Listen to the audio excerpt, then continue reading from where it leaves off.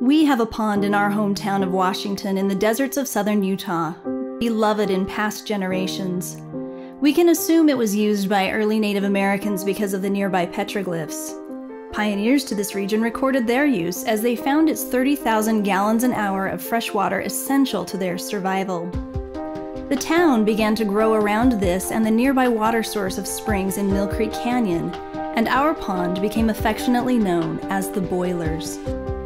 This is because our little pond is fed by pure spring water flowing up in channels through the basin, creating a boiling effect on the sandy bottom. The Boilers was the best swimming hole in southern Utah, and countless numbers of families and children enjoyed respite from the scorching desert heat under the shady cottonwood trees that surrounded its banks. As early as the 1940s, people began throwing their aquarium fish in its warm water, and 13 different species have survived and thrived, along with a few tropical turtles, too. In the early 1960s, the Utah Department of Transportation planned construction of what has become the busiest interstate freeway in the country, and the citizens of Washington were horrified to discover that the freeway would cut off direct access to their beloved Boilers. This created a new problem for the ecology and use of the Boilers.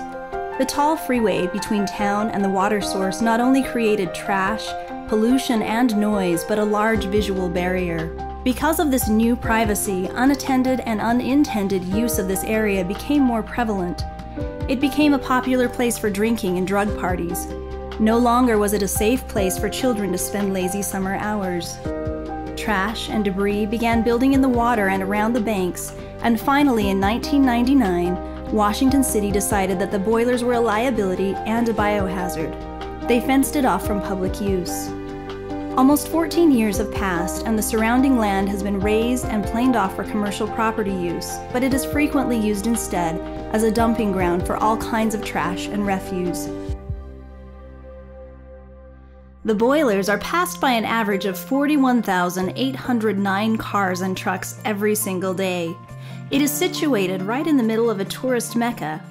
The Grand Canyon, Zion National Park, Bryce Canyon, the Utah Shakespeare Festival, and even Las Vegas are just a hop, skip, and a jump away.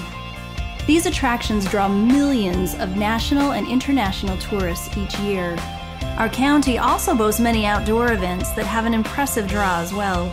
This brings the yearly average of outside visitors to our region to 47,910,490. A mere quarter-mile away from the Boilers sits Millcreek Canyon. As of today, their combined tourist tally is, well, 0. Millcreek Canyon was once popular for clear, spring-fed water, gorgeous red cliffs, native tree groves, and wild edible vegetation. Millcreek Canyon also features bat caves and Native American petroglyphs. It is prone to flash flooding, and as a result is now practically impassable due to jammed logs, branches, and undergrowth. Homes now line portions of the cliff walls, and the canyon is no longer a place where the public can enjoy its beauties. Unfortunately, today we see a much more modern form of rock riding, which has overtaken certain areas of the canyon walls, and it is easy to find the evidence of drinking and drug use in these spots today.